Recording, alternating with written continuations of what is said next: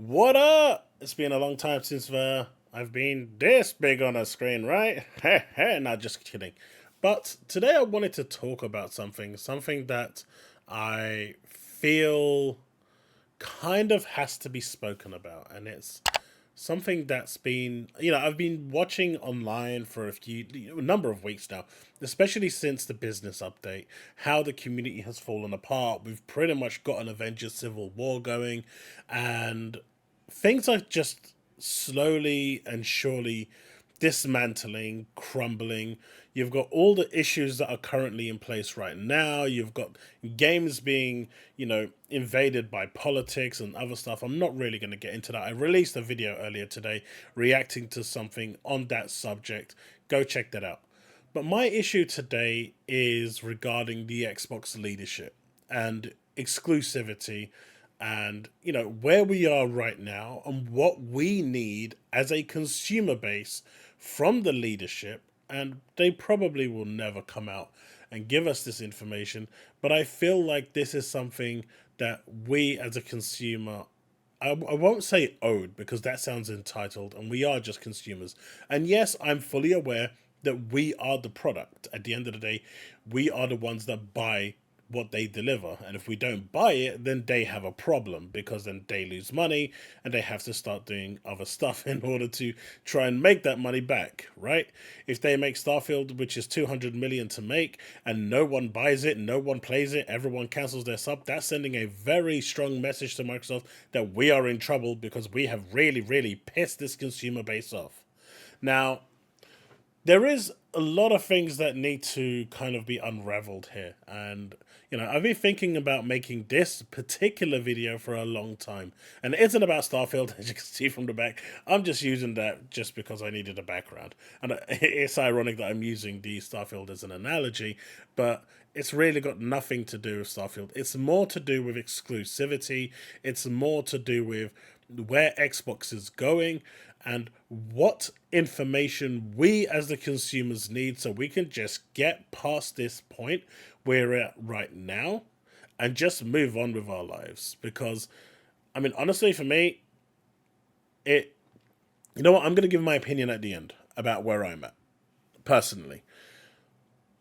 Because I don't want that to kind of misguide what I'm saying here. Because everyone's opinion is important, everyone's thoughts and processes matter, and how you feel about your favorite console putting games on other platforms or doing something different is actually important, because it matters to you as the consumer, and you are the one paying them the money in order to put, to buy those games and for them to give you those games onto the platform of your choice in order to play.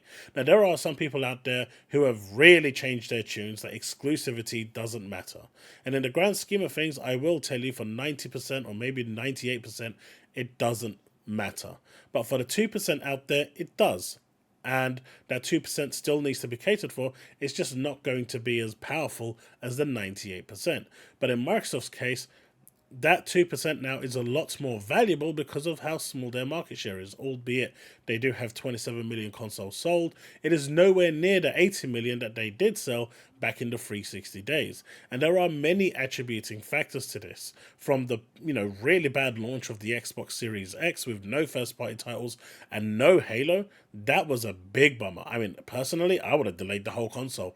If Halo wasn't coming out flagship day one with no first-party exclusives, delay the whole damn thing, man. Push it for another year if you have to. Make the console better. Redesign it so it's a bit more powerful, a bit more streamlined. Give developers a bit more chance. I mean, they gave developers 2 weeks before the console came out, before they actually got their hands on the actual, the kits, the dev kits.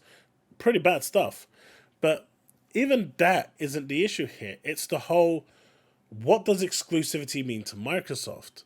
Now, they try to create this ecosystem with Game Pass, so wherever Game Pass is, that is the platform, whether it's on your tablet, your phone, your TV. If you want to play it on your tablet, your phone, your TV, you have to be subscribed to Game Pass, and in particular, you have to be subscribed to the highest tier, and that's okay. That's revenue for Microsoft. If you want to play those games natively, you need to be on Xbox or PC Game Pass. That's okay. That is where the ecosystem is. But a lot of people are crying right now, or I shouldn't say crying, but up in arms, feeling betrayed that their games have, by going to PlayStation or by going to Switch, they have gone third party. Newsflash, Steam is not in the ecosystem. It never was, it never has been, and it never will be. Go ask any PC gamer you want out there. They will tell you flat out to your face, it is not in the ecosystem.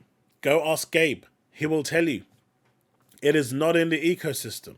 Now, if Game Pass gets integrated into Steam, and then you can play those games from Steam for free as part of your subscription, that changes everything, right? That changes everything. Basically, what I'm saying here is what GeForce Now has done. You've got GeForce Now integration with Game Pass, and as long as you've got a Game Pass subscription, you don't need to go buy those games in order to play it on GeForce Now. You can play it through your Game Pass subscription. And if Steam allows that, then that is great. And maybe that is the overall goal, what Phil is trying to do here, and that will be a power move. I tell you that right now. Because at that point, maybe they will look at integrating the whole of Steam into Xbox one day. That is a real possibility that next gen could have that, if that is the power play move that they are looking to do. I just don't see Gabe doing that because he will lose a lot of money. And at the end of the day, we know businesses love money. So that's not, I mean, as much as I'd like to see that, I don't see it happening. But, where we're at right now is that Steam is a third-party launcher. It's a third-party platform. And all the games from Microsoft are going to a third-party launcher platform on PC. That already means that Xbox is already taken the first step into third-party. Now, you're going to say PlayStation is doing the same. I get it. But they're not doing it day and date. Sure, Helldivers has done it, but that's something that Herman Hulst has already said was the plan. And maybe this is Herman Hulst's way of easing PlayStation players into it for future day and date. As we know, Sony isn't in exactly the best financial position, so releasing Venom, which is the next game to come from Insomniac, which I believe will be the next game that they are probably truly going to test day and date with PC, may change everything. But if it doesn't, and PlayStation maintains that 2 to 5 years of period time between games going from console to PC, they are truly exclusive to PlayStation, or at least a timed exclusive to PlayStation, for a set amount of time.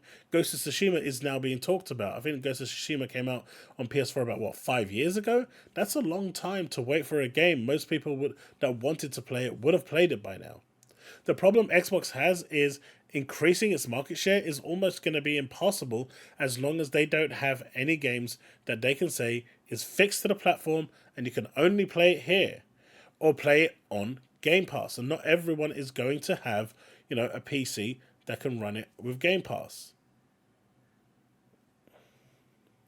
And not everyone is, going to want to use Game Pass. There are people that are absolutely, abstractly, vehement that they will never use the Game Pass app, they will never use the Game Pass subscription, and so their only option at that point would be to go and buy an Xbox. But that hurdle has been dropped because of the day one launch to PC Steam. And that's where the biggest problem for Microsoft lies. They have already gone third party to a certain degree. Now, a lot of people say PC doesn't count. I've heard Reforge say this countless times, and I'm sorry, but that is moronic. At the highest level, PC launcher is its own platform, right? The Steam launcher is its own platform. I can give you a prime example of this. Final Fantasy XIV as a desktop launcher, if you play the game and you try to run it and log in on Steam, it will ask you to link it to your Steam account, and from that point you can never ever use this desktop launcher again. You have to use your Steam launcher. They do not talk to each other because they have different APIs, they have different calls, they have different handshakes, they have different protocols. Therefore, it's its own, it's a launcher, but it's its own console platform, right? It's not a console, but you get the point I'm making. For those people that say it's not, it absolutely is. And that's where the line got a bit blurry for a lot of people, but you really do need to make that distinction that it is a separate platform. Now, the messaging that's coming from Microsoft is so blurred, even with the actual business update, which they had to rush in, 10 days? That was supposed to come out at the end of this month. And because of all the commotion, the leaks, I'm guessing there was internals going around, and Microsoft internally, the people that actually care about the Xbox console, decided to push those leaks out in order to start a commotion, start, a headache, and force, the suit's hands up the top to make a comment. They heard people's reactions. They heard the way, people responded. But the bottom line is it has caused unparalleled amount of damage. Well, not paralleled, but unfathomable amount of damage within the community. And that messaging that came out, you saw Sarah Bond going...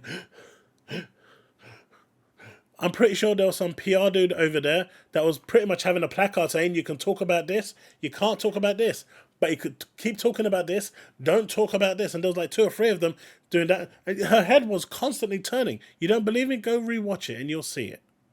They were all kind of on edge. None of them were happy. None of them were comfortable about what they were saying. They were all kind of just going with the flow and trying to make the best of a really bad situation. But the bottom line is, even after that meeting, what we don't know is this. What constitutes the games going to another platform? Now, I know that notion sounds crazy, but how many of you already knew that games were going? Through the FTC trial, we knew 100%.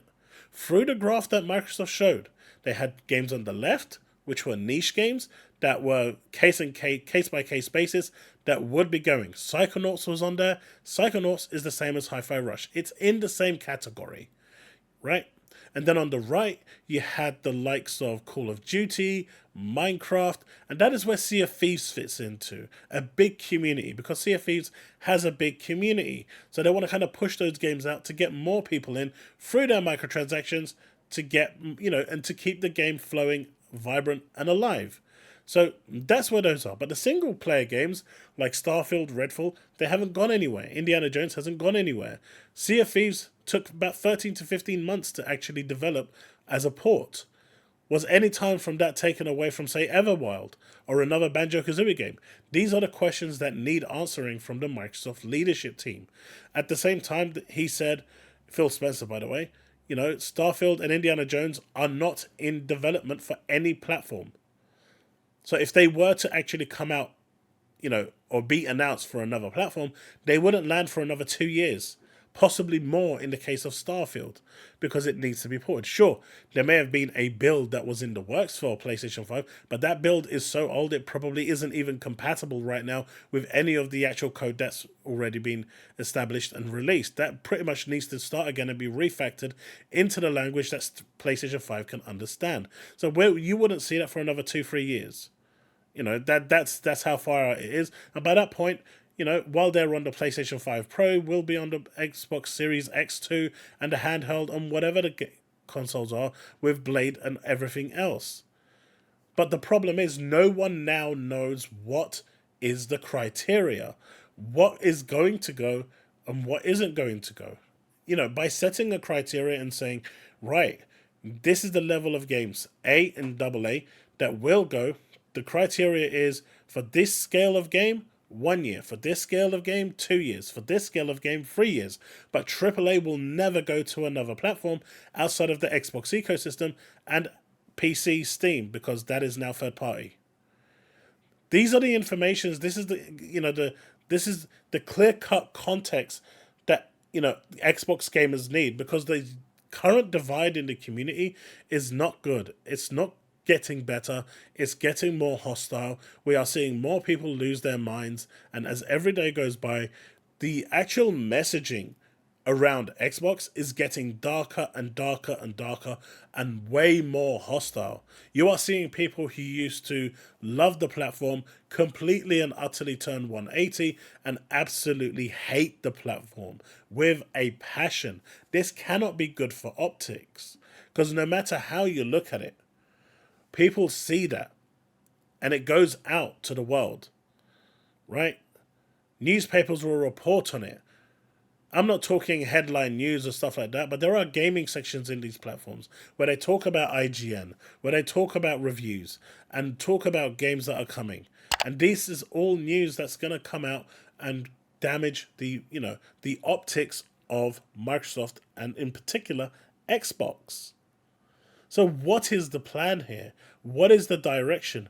Where are we going? Simply saying, this is our plan, don't expect any more. Then you've got Sarah Bond saying that we want, Xbox is any screen out there. Then you've got people saying, Matt Booty saying that games will only, Game Pass will all games will be day and date on Game Pass, and Game Pass will only be available on Xbox. You've got Phil saying that games will, any game coming from Bethesda or anyone else will only be where, for Bethesda especially, will only be where Game Pass exists, and then that's not true because we're seeing Hi-Fi Rush on PlayStation. So the messaging is so mixed. The messaging is so muddled. The messaging is just so phobard that surely someone at Microsoft with a brain cell can see that everything they've done up to this point either hasn't worked or has worked in their own mind or their own optics, and it's something that we can't see. But regardless of that, that is totally irrelevant to the bottom line of the situation. The civil war, the civil unrest that is within their own community now, which is tearing itself apart. These are the influencers that are supposed to be promoting, supporting, pushing the agenda of Xbox. They are turning against the foundations that they built. Now, if that's what they want, fair enough. Whatever. Now, in terms of exclusivity, like I said, exclusives, I've seen a lot of people recently turn around and said, exclusives are bad, they shouldn't exist, they are anti-consumer, and they are. They are anti-consumer because the whole purpose of an exclusive is for it to be designed in a way to prevent other people's playing that game. That is it. But there are benefits to exclusives. Stuff we're not seeing today, but in the past, when a game was exclusive, it was tailored for that platform. It was utilizing every feature of that platform to make that game work. Now, a lot of people are going to say, hey, Ratchet & Clank was supposed to be tailored for that, and it still is. It works on PC, but there are still hiccups here when it loads, or hiccups there when it tries to jump through a portal. It's not seamless. It doesn't run as well as it does on a PlayStation 5, which is a £500 console, where it was actually designed and utilizing the full power of that console, the full, specs of that console. I'm not going into the magical SSD. I'm just saying that it was tailored for that. And you can see it by the fact that there isn't a single hiccup in any part of that game. Play it on PC, and even on a 4090 with the best CPU, you are going to get loading hiccups. Jumping through portals, there'll be that odd freeze here, or that odd clip here, or that odd bit there. That doesn't exist there. And this is where exclusives come in, because they allow you to utilize that machine's full potential. We're not seeing that today, especially with the likes of Final Fantasy 16 and Final Fantasy 7 Rebirth, where we're seeing like performance mode running in a blurry state. We're seeing Final Fantasy 16 dropping down to 720p. Where is that utilizing the full power of the hardware? We're just seeing a game releasing on a platform for the sole purpose of selling consoles. That is it. Gone are the days back in the 360 days where it used to utilize the hardware, or the PS2 days where it used to utilize the emotion engine to actually push that game to make you say, damn, that looks real good. Now it's just a case of, okay, that third-party game looks really cool, but it doesn't look as good as, say, Hellblade, which is tailored for the Xbox hardware, or it doesn't look as good as, say, Uncharted or Tilu, which is tailored for that hardware. Sure, generational leaps are going to give diminishing, returns, but in the end, that's, what exclusives mean. They're supposed to be tailored so they are perfect for that specific hardware, and that, is going away slowly, and the sole purpose of exclusives now is to sell consoles. But even that is a purpose of exclusives. So to say that exclusives aren't important to a platform is being foolhardy and delusional, because they are. Final Fantasy VII Rebirth is exclusive right now to PlayStation 5. It's only got a 3-month exclusivity. God knows when the PC version is going to come out. If you want to play it today, you have to go buy on PS5. There is no game on the Xbox that has that effect, because you can just go build a PC. You can play it through the cloud. And that's where the problems lie. And this, as a byproduct, is having third parties skip the platform. Whether people like those games or not is irrelevant. The fact that they are skipping them and companies like Capcom are skipping them is the problem. So that's another issue. But what Phil Spencer has to come out now and tell everyone is, in my opinion personally, is what is the vision? What is the plan? What is it that he wants? Where does he want to take Xbox? Right? That's it. Now the 4 games going to PlayStation, that's an FTC thing. That's to satisfy the courts. That's going to happen. And more games will flow through. But what is the criteria of those games going? That is the key. That is what everyone wants to know. And can he guarantee that no AAA games will go? He'll never say never. But what is the criteria? People just need to know so that band-aid can come off. If everything's going, it's going. If only a select games are going, only a select games. But have the bollocks to come out and tell your community the truth. Because this civil war is getting out of hand. And, I for one am getting sick and tired of seeing people rip each other apart on social media. I know those suits don't give a shit. All they care about is that fat money coming in. Right, Phil? Right, Sarah? Right, Matt? You couldn't give a shit about me. I'm a nobody. You couldn't give a shit about Colt Eastwood, or Gaz, or Tim, or Peter Ovo, or any other Xbox influencer. You literally don't give a shit. We are just tools to your endgame. I'm happy to have this discussion one-on-one in an interview with any of you, where I will ask you the hard questions and see how many of them you can actually answer. If you want to take upon that choice, reach out to me. My email address is chaosprimezYT@gmail.com. It's there, in public view. It's on my About page. It's everywhere. Reach out.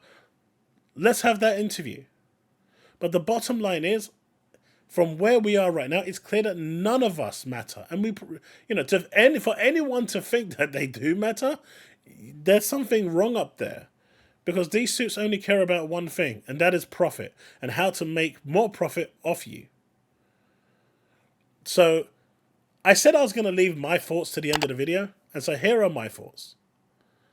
When it comes to exclusivity, personally, I like exclusivity for the sole purpose if it's being used to utilize the hardware to deliver the best possible experience it can get. And if that's happening, I'm happy for a game to be exclusive. I also think a platform, if you are going to sell a console, needs a kind of a staple. Like Xbox has Gears, it has Forza, and it has Halo. Those should never go anywhere. But in regards to exclusivity, in the grand scheme of things, I don't care. That's my point. They matter to a certain degree, and they have their purpose. But if they're not being utilized to push the hardware to its peak, if they're not being utilized to sell a console, then what's their purpose in the first place? And I think Microsoft has eroded both of those in one. So what are they trying to do? Again, Phil, Sarah, Matt, I'll send an email as well to have an interview, offline if need be, and we can do this. I'd love to do it. I'm a nobody. Literally a nobody. I got, less than 7,000 subs, so you may not even consider me worth 5 seconds of your time. But maybe do it with Destin or someone else who's going to ask these hard questions. Maybe Destin won't ask those hard questions. Find someone that will ask those hard questions, that will put you on the spot, that will force you to answer the questions in a clear term. Or just come out and have the balls to do it yourself. Because at the end of the day, this civil war has to end. And the way the Xbox community is ripping itself apart is just not good. It's not great. And I'm so sad to see it. That a once thriving community who was together, closely knitted, side by side, enjoying gaming, enjoying the banter, is now ripping itself apart, and it's all because of you. You are the culprit. Whether it's the suits or anyone else, I really couldn't care less. The buck stops with Microsoft. Just like with Redfall, and just like with everything else. The buck stops with leadership. The leadership is always the people at fault. Because they are the ones making the decision that causes the disarray. They are the ones that make the decisions to cut corners when it comes to video games. They are the ones who make the decisions to remove features, add features, shoehorn features that the developers tell you not to do. But you still push forward with it because of some bullshit BioWare magic. Because it's going to all work out in the end. Guess what? People obviously always blame the devs, but it's almost never the devs' fault. It's always the leadership. And the leadership needs to grow up, come out, and be honest with its community. And at that point, whoever wants to stick around will stick around. Whoever wants to game on Xbox, because all those games, regardless of whether they're going third party or not, are going to be day one on Game Pass. So whether you play it on PC, your Xbox, or your Steam Deck, or wherever you want to play it, that's going to come out the Xbox handheld, you will still, for that subscription fee, get to play all those games natively, day one, on your hardware. And that won't change, as Matt Booty said, unless it does change.